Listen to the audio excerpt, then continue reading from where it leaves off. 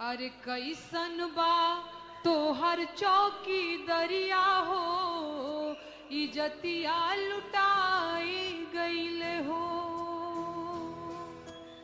अरे के करा से कहीं साहेब अपन लाचारी, अरे सगरी नगरिया भइल व्याभिचारी।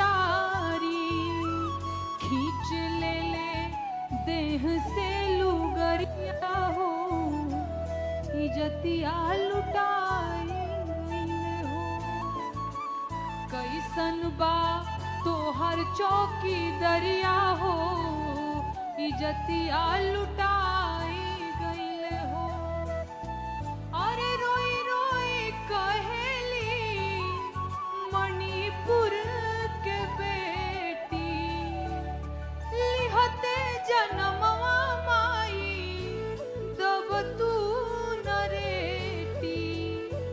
अमार दे तू कोख के भीतरिया हो, इजतिया लुटाई गईले हो।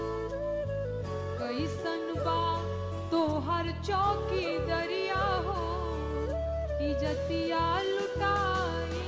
अगर वीडियो अच्छा लगे तो अपने दोस्तों के पास शेयर कीजिएगा कि आपके भी दोस्त भी इस चैनल को सब्सक्राइब कर दें और इंटरटेनमेंट करें।